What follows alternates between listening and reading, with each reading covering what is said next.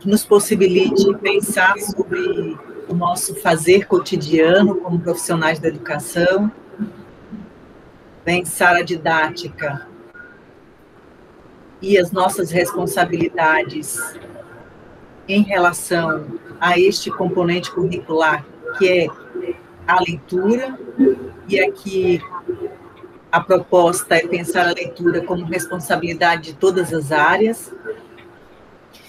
Então, que a nossa conversa de hoje, o nosso diálogo de hoje seja, então, um diálogo com alegria e com aprendizados. Eu vou começar, então, nossa conversa de hoje lendo um texto para nós, para vocês e para mim, que está no livro do Rubem Alves e o Carlos Rodrigues Brandão, Encantar o Mundo pela Palavra. É este livro aqui. O objetivo de ler este trecho é que, além de trazer um conceito que vai dizer a respeito da nossa condição de sermos humanos, que é o envelhecer, traz para nós também outros dois conceitos muito importantes, que é o poder e o saborear a vida. E articulados a esses três conceitos, traz para nós também o sentido de encantar o mundo pela palavra. Então, é a palavra que, de certa forma, impulsiona para nós o ato da leitura, né? É a palavra que vai fazer com que a gente leia o mundo e que a gente, então, aprimore o nosso modo de refletir o mundo e compartilhar o mundo lido. Passo, então, a ler o fragmento que destaquei aqui, que inicio a minha fala junto com vocês. É um diálogo entre o Rubem Alves e o Carlos Rodrigues Brandão. O Rubem Alves diz: Brandão, estamos falando há bastante tempo sobre literatura. Não sei se seria permitido introduzir um outro tema, que é o envelhecer, o morrer. E o Carlos Brandão, então, lhe diz: eu ia falar uma coisa ainda sobre literatura que tem a ver com envelhecer também. Você já deve até estar adivinhando o que é. E o Rubem Alves, então, diz: li um poema seu, não sei qual, em que você fala sobre isso, sobre as coisas que restaram. Como é esse seu poema? Acho que esse poema que você fala é um dedicado ao Joel de Goiânia. Responde o Carlos Brandão. Chama-se Outonos Cúmplices. Escrevi quando estava em Assis, em 1992. Diz assim: amizade mancha, ela marca o outro de uma cor igual, pois entre amigos de um tempo lento há gestos cúmplices de mortos e afilhados. Alguns partiram cedo, deixam nomes e a falta, mas outros ficam e acaso se reúnem, e há ritos entre a vela, o vinho e o fogo aceso. Pois como viaja ao destino a alma dos mortos, se a mão e ajeita entre as flores um último nó na gravata de seda? Há bodas de prata e entre barbas ralas, restos de sono e afeto deixados no tapete. A amizade envelhece, usa bengalas de bambu, reaprende manias de almanaque e resmunga. O olhar do outro desmorona no rosto do amigo, pois são as almas que voltam nele à casa. As mãos afagam ombros e o antebraço, e os dois se amparam no meio da ladeira. Que coisa linda, Brandão! Você sabe o que esse poema me fez lembrar? O Chico Buarque tem aquela música dizendo, como é mesmo, ele se separou de não sei quem e disse que o sapato de um havia ainda havia estado ali em cima do sapato do outro. Ah, alguém sobrou aqui. Meu paletó enlaça teu vestido, meu sapato ainda pisa no teu. Acho isso uma coisa fantástica. O Chico tem umas ideias, por exemplo, vestido cada dia mais curto. Quem não conhece gente pobre não entende o que é isso. O vestido cada vez mais curto é porque a moça só tem um vestido de não grávida e à medida que a barriga vai crescendo, o vestido vai subindo na frente. Os poetas têm a capacidade de pegar uma coisa absolutamente banal e eternizá-la. Você usou aquela imagem que achei tão comovente, como fazer o nó da gravata do defunto. E Carlos, então, responde para ele, compartilhando com ele. Exatamente. O amigo vai lá.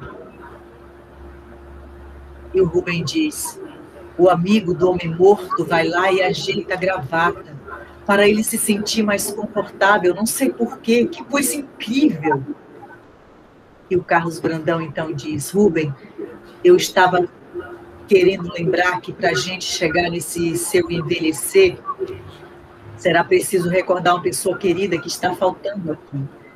Refiro-me a Roland Barthes, tão presente em nossa última conversa, naquele livro chamado Aula, que considero uma profunda lição de sabedoria. Ele diz o que, para mim, é a mais inesperada e preciosa definição de literatura. Você se lembra? Ele diz mais ou menos o seguinte, toda palavra enunciada, sobretudo a palavra da política ou mesmo da ciência, é uma palavra que sai de uma fonte de poder. Um poder a gera e ela enuncia, queira ou não, o lugar do poder. Porque o simples classificar, estabelecer o certo, o errado, o alto, o baixo, o quente, o frio, o selvagem, o civilizado, o homem e a mulher, já contém um ato de poder. Já é um gesto de quem, de algum modo, se sente capaz de ordenar o mundo. Ordenar o mundo da natureza, o mundo da vida, o mundo humano. Você a todo momento está nos remetendo a Freud, a Melanie Klein. O mais interessante é que um pouco mais adiante, Barthes diz, não adianta fazer nada, porque sempre foi assim e vai continuar sendo. Mesmo a palavra, que num primeiro momento é subversiva e tenta ir contra essa outra palavra ordenadora, prescritiva, classificatória, mesmo ela, uma vez vencedora, vai se tornar também uma palavra ordenadora. Logo, uma palavra com poder de gestão. Então, há uma única coisa que podemos fazer para lidar com a palavra em estado de não poder, de reciprocidade, de mútua liberdade, porque, como seres humanos, não podemos viver situados fora da palavra. E sempre corremos o risco de cair na armadilha da palavra poder. Barthes ousa dizer que a única maneira de se livrar do poder da palavra é trapacear com ela, não levá-la completamente a sério. Só existe uma coisa que consegue fazer isto na experiência humana. Ela se chama literatura. Ele desenvolve, então, uma belíssima e muito controvertida teoria da literatura como um gesto livre, sorrateiro, saltimbanco e brincalhão com a palavra. Você deve lembrar que há um momento no livro em que Barthes, como que contorna o que disse antes e parece dizer o contrário. Ele vai dizer mais ou menos o seguinte, a literatura é bastantemente ou absolutamente realista, ela é o que dá conta de traduzir fielmente o real. Entre ciência e literatura, é a ciência que é fantasiosa. Há tantas teorias científicas inacabadas e divergentes a respeito de tudo, não é mesmo? Vale a pena ler a passagem. Vamos lá. Falemos primeiro do saber da literatura e depois da sabedoria do esquecimento. E eles, então, continuam esse diálogo entre dois amigos. Rubem Alves, infelizmente, já nos deixou e Carlos Rodrigues Brandão segue conosco. Este é o livro Encantar pela Palavra. Eu li até a página 75, li da página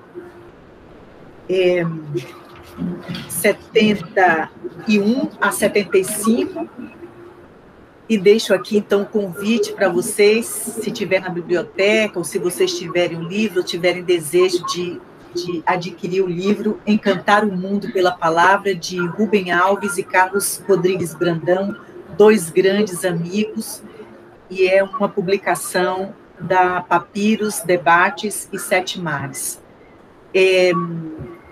Eu começo, então, como eu disse, né, além dessa temática que diz respeito a nós, que é o envelhecer, e diz respeito a nós profissionais da educação, traz um poema que vai tocar neste momento que nós estamos vivendo de tanta dor, de tanta perda que nós estamos atravessando, né, pelo momento da pandemia, pelo momento da Covid, e esse momento em que nós temos que enfrentar cotidianamente o medo, o perigo, e sair para trabalhar, e sair para enfrentar o mundo.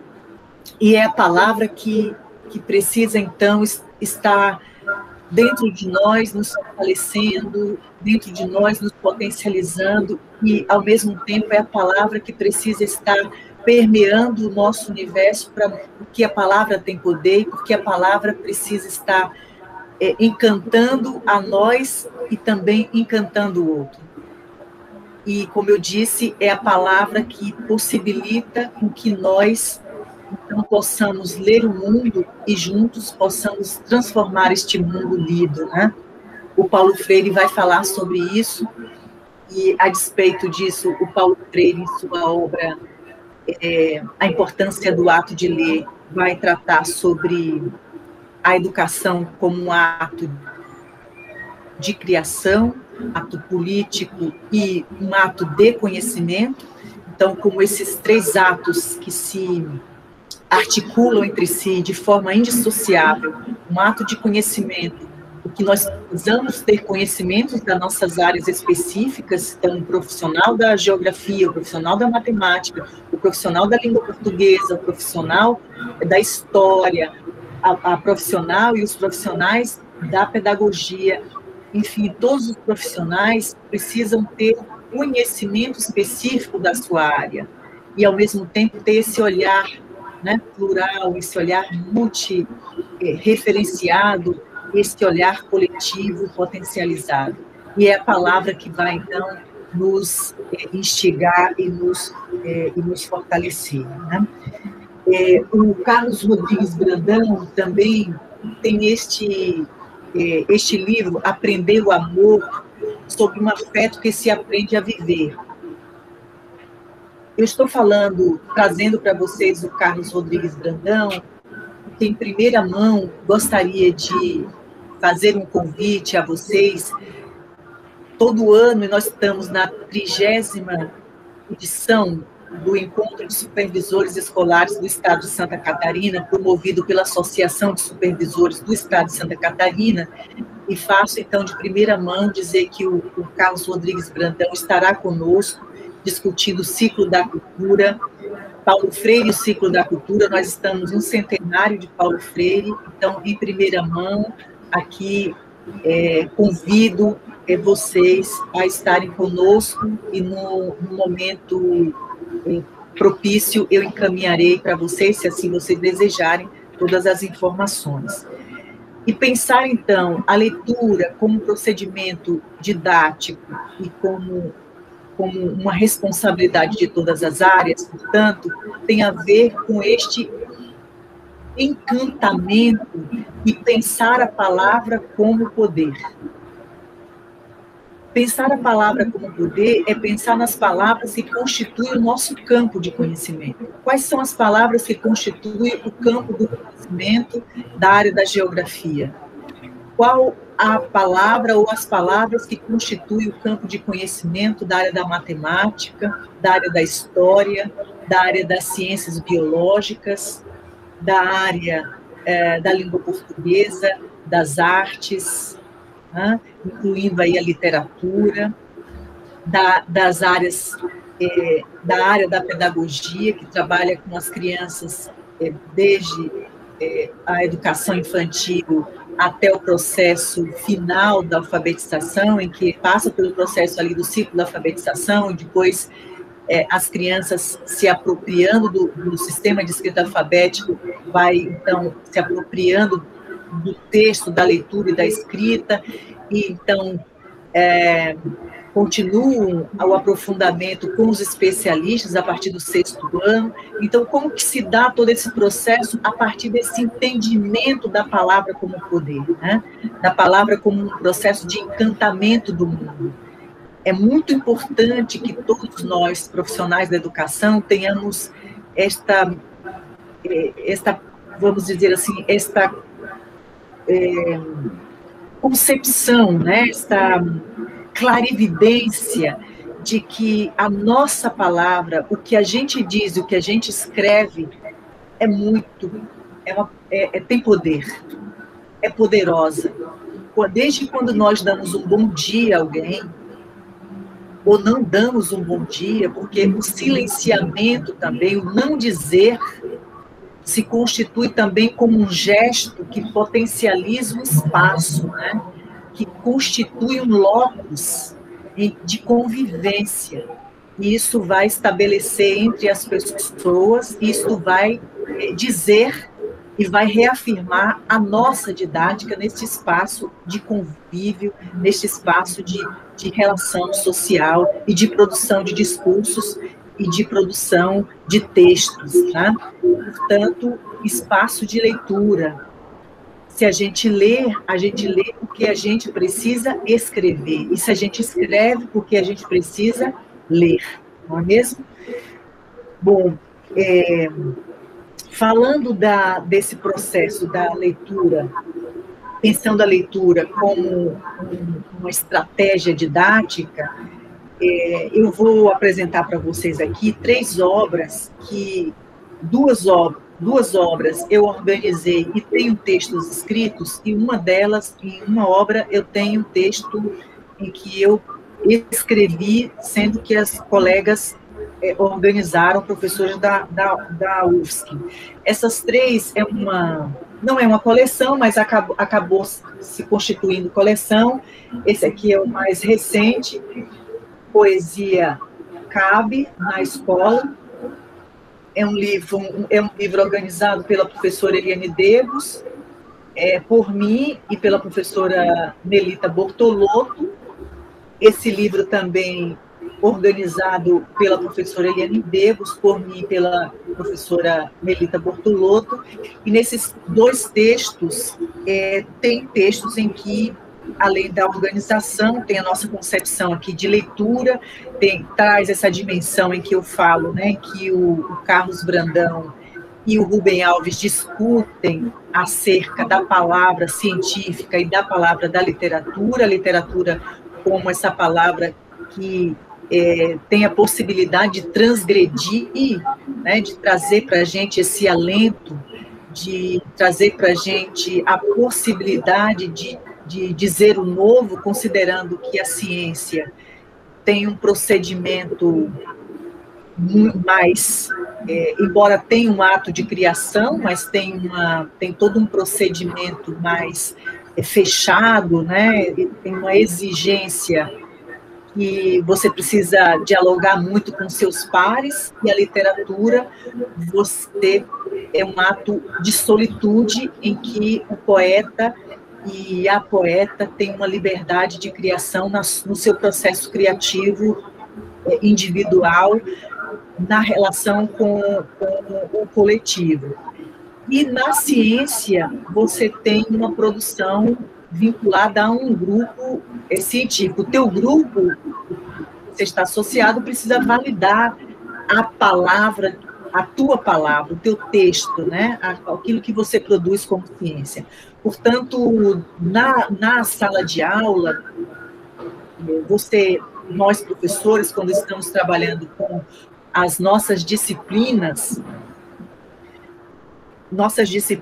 que são disciplinas escolares, nós estamos trabalhando com disciplinas científicas, vai exigir de nós um encontro com estas disciplinas científicas e as disciplinas escolares com os conhecimentos científicos, literários, portanto, artísticos e filosóficos, não apenas científicos.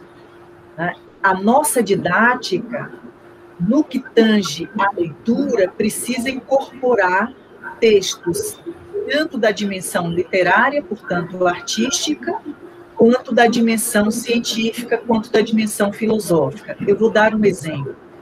Eu posso, num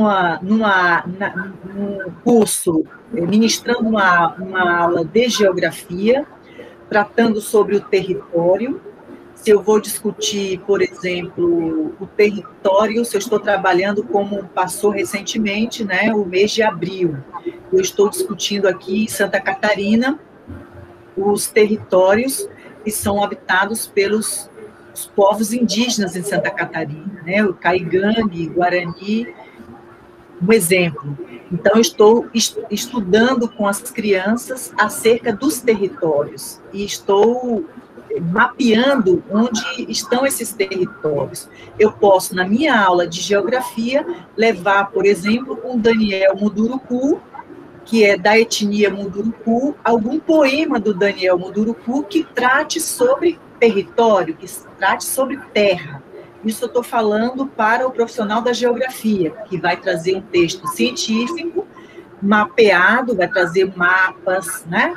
Que é resultado de todo um estudo científico acerca de onde estes povos estão no território de Santa Catarina, onde é que eles estão, onde é que eles residem ainda, onde eles estão, onde é que eles convivem, etc.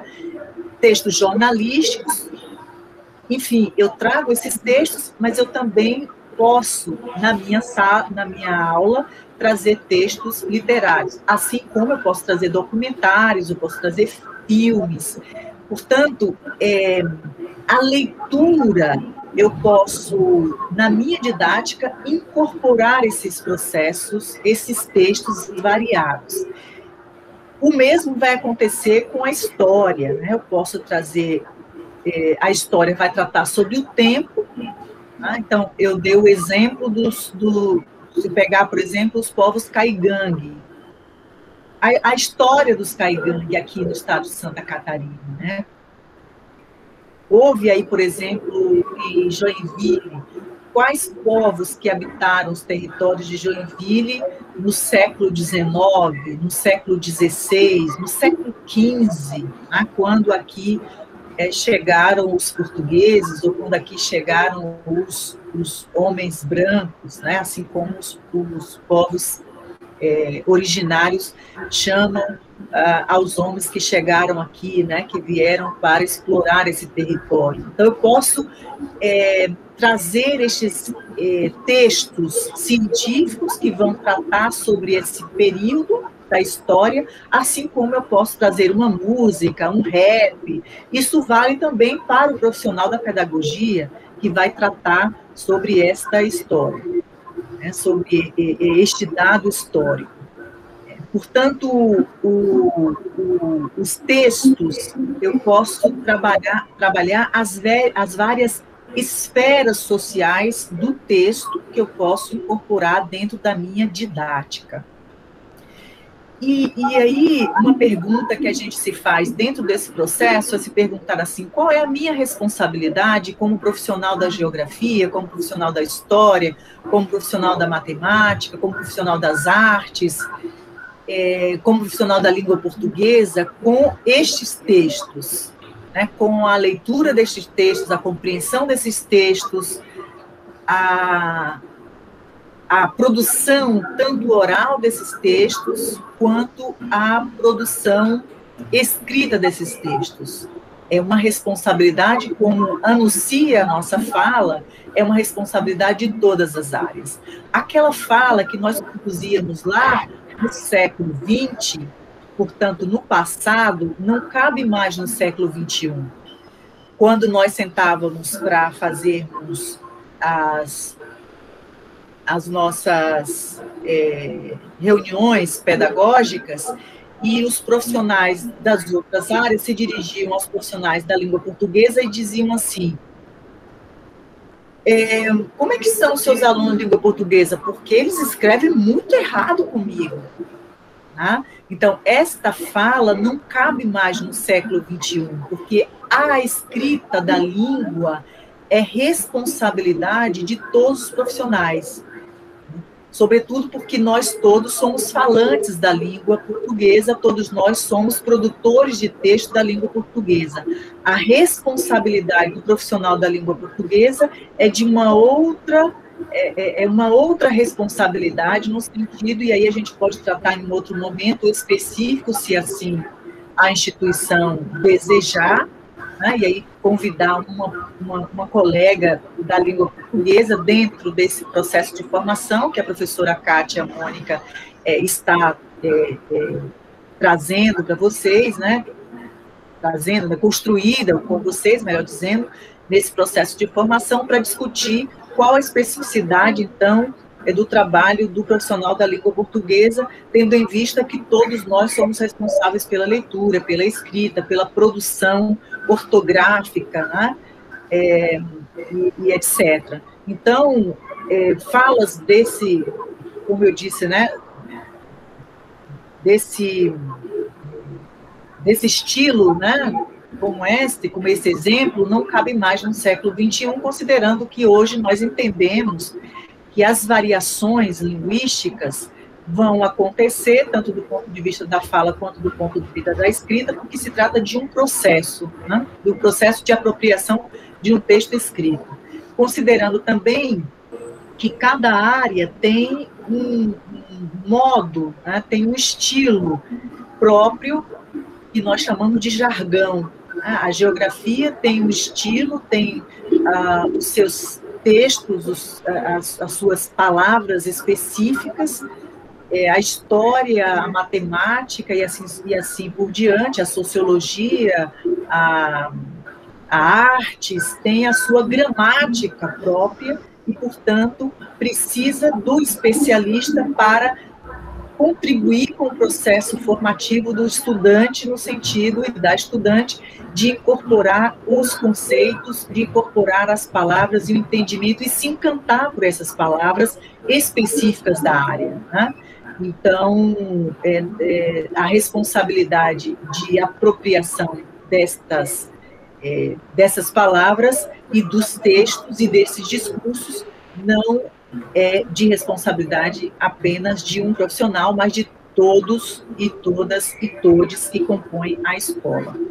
Como eu havia pontuado, esses textos que eu publiquei neste Poesia Cabe na Escola, se vocês tem disponíveis, esse texto tem disponível na internet, se vocês colocarem Poesia Cabe na Escola, vocês encontram esse texto. Aqui tem um texto em que eu discuto encontro com poetas, como ler poesia na sala de aula, e, como eu disse, né, tanto o profissional da geografia, da história, da matemática, pode incorporar a leitura de poemas em suas aulas. Então, aqui tem uma experiência em que eu narro e faço uma reflexão sobre que é encontro com poetas, como que eu trabalhei na formação de professores num curso de letras. E, então, aqui é uma socialização e caso vocês desejem, aqui tem um modo de ir se aproximando e aprofundando algumas possibilidades. No texto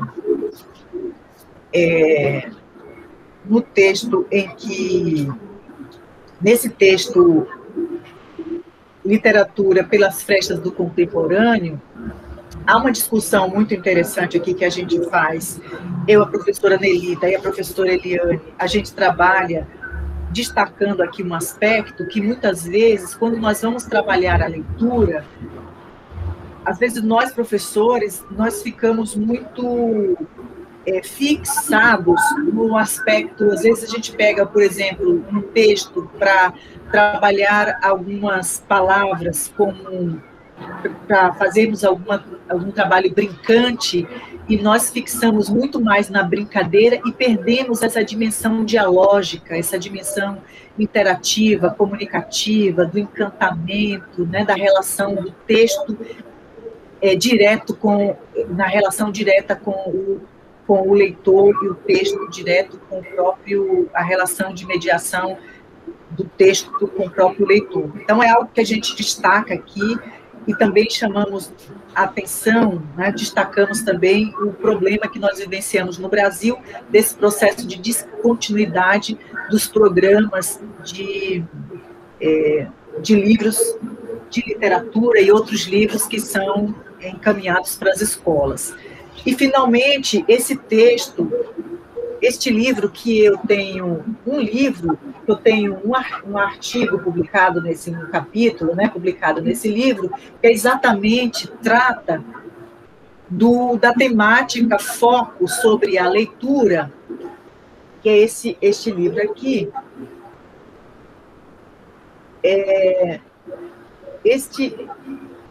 Eu não tenho certeza se está disponível na internet. Neste artigo, eu trato sobre literatura, infância, fruição ou pretexto. Embora aqui esteja o destaque para a literatura, mas aqui neste artigo, neste capítulo de livro, eu trabalho um livro que eu vou compartilhar com vocês, que vocês também... É um capítulo que está neste livro, o texto na sala de aula, do João Vanderlei Geraldi. Ele organiza este livro, que já tem aniversário, né? já tem 30 anos, mas continua sendo um clássico para nós, no campo da educação, porque nos ajuda a compreender como que nós podemos incorporar a leitura na nossa atividade docente.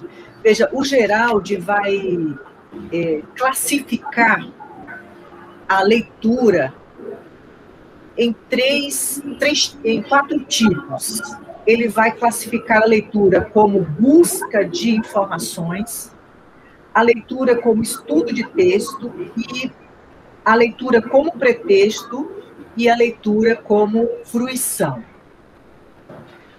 Quando Geraldi afirma a leitura como busca de informação, que nós podemos fazer isto em todas as nossas áreas, e aí tem as estratégias que a gente lança a mão para que os nossos estudantes, que os alunos busquem. Eu vou escolher um texto, e o objetivo desse texto é que as crianças busquem a informação.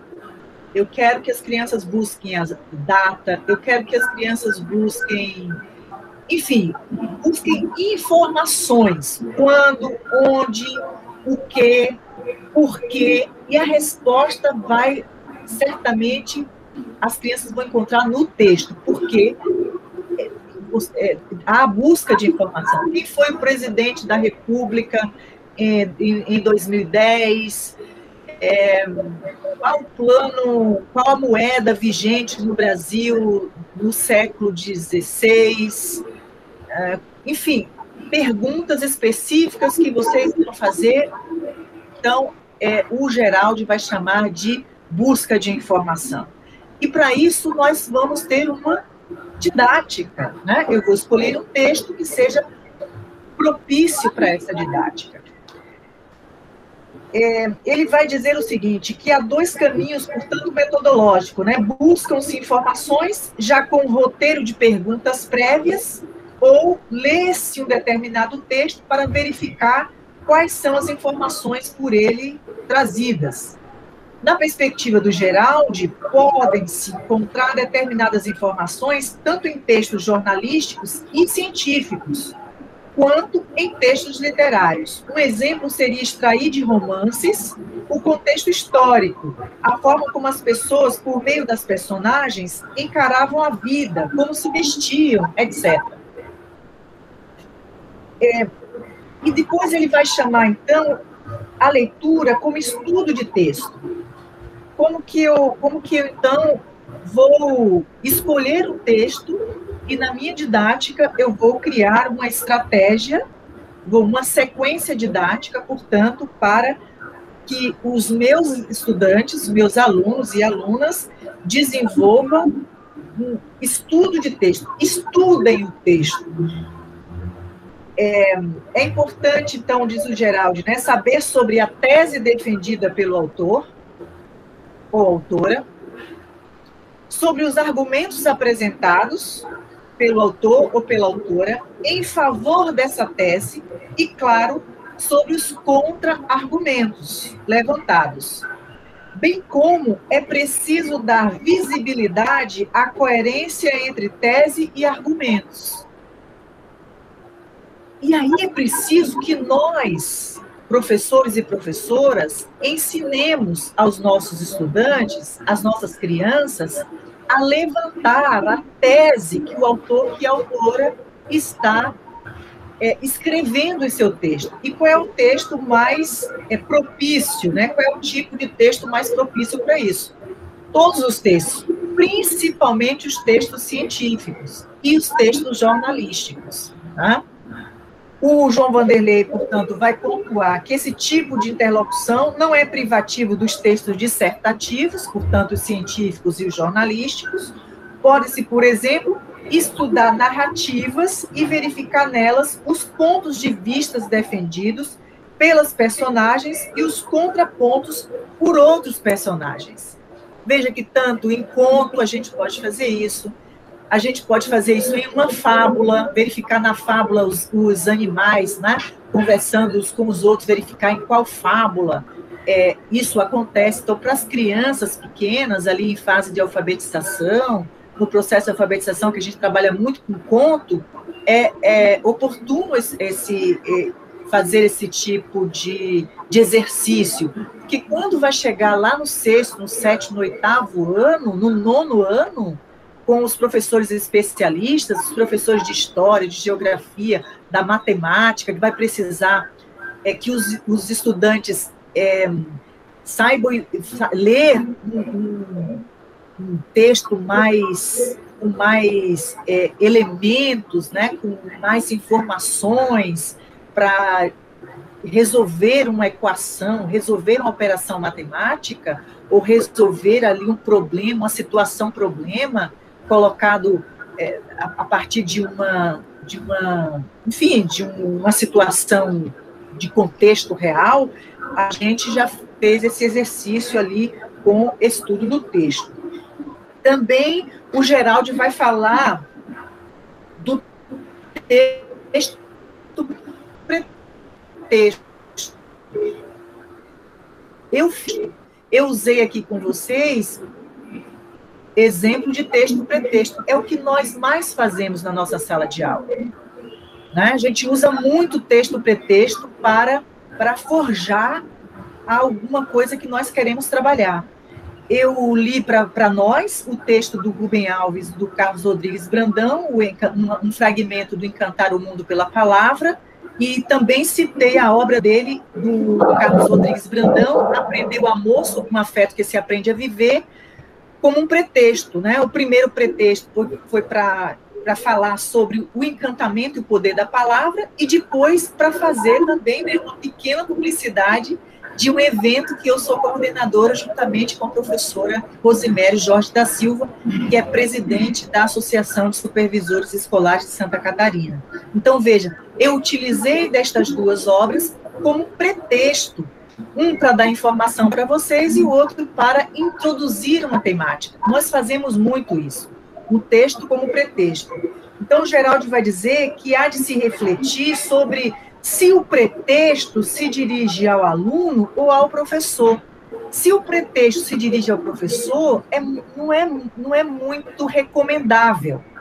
Porque se dirige ao professor, a gente fica muito na nossa prática pedagógica. E sufoca a criação do estudante, né? Para ele é preferível que se dirija ao aluno, né? E é preferível, portanto, discordar do pretexto a condenar o fato de o texto ter sido pretexto.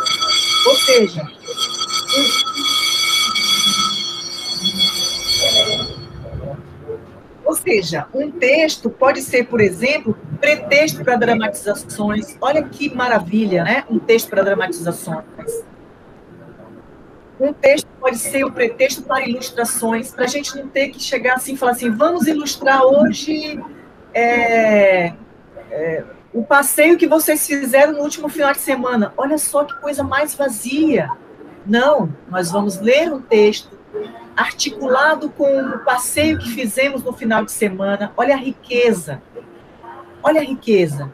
Nós vimos um texto, articulamos com uma roda de conversa com as crianças e as crianças ilustraram. Então, vocês estão trabalhando com a criação e a potencialização, com desenhos, com produções de outros textos, mediante atividades de retextualizações. Atividades de retextualizações, colegas, são atividades fantásticas e vocês estão tendo a oportunidade com a professora Kátia Mônica de estudarem ou de reverem, né? Muitos de vocês podem já ter o domínio de storytelling, de fazer vídeos e fazer várias narrativas digitais. E o processo de retextualização é muito interessante com esse tipo de leitura, que são a leitura pretexto, né? O tipo de leitura que é a leitura pretexto. Eu leio um texto para criar um vídeo. Eu leio um texto para criar um tell story, né? Storytelling. Agora já o meu inglês ficou meio truncado aqui. O fato é que o conceito de retextualização ou atividades de retextualização está fundamentado em Marcuse, né, no Antônio Marcuse. É uma espécie de tradução da modalidade da língua escrita para a língua oral ou vice-versa. Então, as crianças leem um texto, por exemplo, leem um conto e vai fazer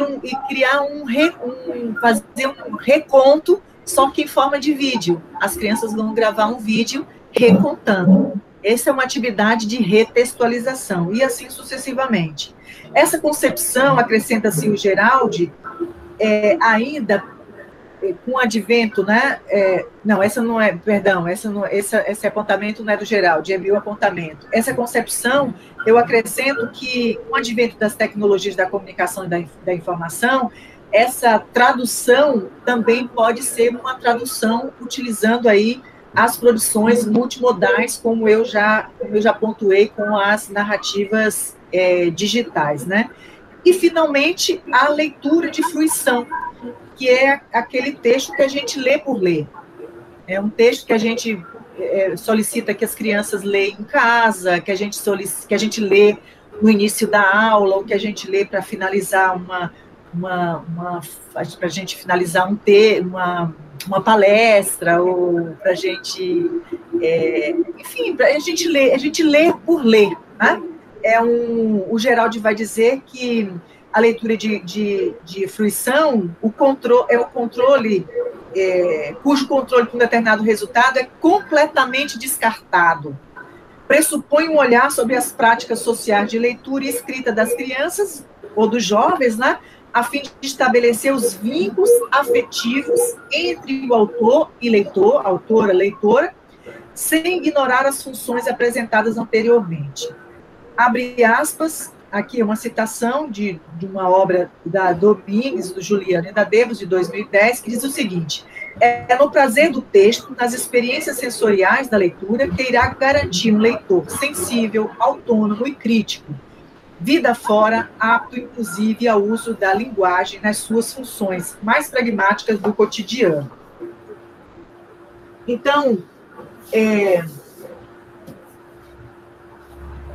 como eu havia já citado para vocês, falei sobre a dimensão da educação, está nesse livro aqui, A Importância do Ato de Ler, do Paulo Freire. Lembrei a vocês que nós estamos no centenário, né, de aniversário do Paulo Freire. O Paulo Freire é o patrono da educação, o nosso patrono, pensando a educação, pensando a nossa didática como um ato de criação. Vocês, a partir dessas 4 possibilidades de leitura, podem, a partir também desses exemplos e dessa conversa que tive com vocês podem ir criando as sequências didáticas para que, a partir dessas sequências didáticas, vocês tenham o ensino, né, o processo de ensinagem, que é o ensino e aprendizagem, como um ato criativo, é um ato político, e por que é um ato político? Porque é um ato de poder, lembrem-se que a palavra tem poder, e por que é um ato político? Porque a gente decide, porque a gente nomeia, né? Lembrando aqui o Rubem Alves e o Carlos Rodrigues Brandão, no momento que a gente diz isto é, olha quanto de poder tem isso, olha quanto de político tem isso, né? Quando a gente separa, quando a gente divide, quando a gente categoriza, portanto, é um ato político, e finalmente é um ato de conhecimento, porque o quanto de conhecimento que a gente traz, a gente leva para os nossos alunos, compartilha com as nossas crianças, os nossos jovens e adultos, e também, eles também e elas compartilham conosco. Por isso que o Paulo Freire também, quando ele diz que ao ensinar nós também aprendemos, essa mão de via dupla, né? Nós ensinamos e nós aprendemos. Como vocês estão estudando nesse curso de formação e nós falamos aqui sobre as narrativas, e o primeiro módulo que vocês tiveram foi pensar a tecnologia.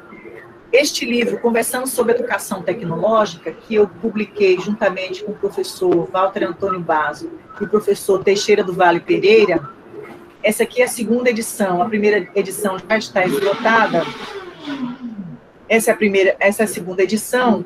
Este livro é publicação da UFSC, e nesse texto nós vamos discutir exatamente sobre o que significa a tecnologia, não é? Nesta relação com a sociedade e com a ciência, então pensar o conceito de tecnociência, e na nossa profissão, nós trabalhamos o tempo inteiro com tecnologia, as tecnologias, por exemplo, a caneta, o livro, o lápis, o caderno, todos os elementos que são as tecnologias analógicas, e as tecnologias digitais, que estão, por exemplo, essa tecnologia que nós estamos aí mediados, né, por essa tecnologia digital e todas as outras que vocês vão trabalhar em sala de aula. E, finalmente, este livro que publiquei recentemente, em 2020, que tem aqui também uma discussão que eu faço no campo da didática, que trata também um pouco sobre essa temática. E, para finalizar, já que a gente conclui com o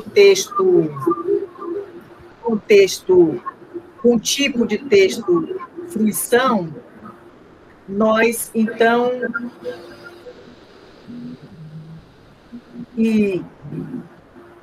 dizemos assim, né?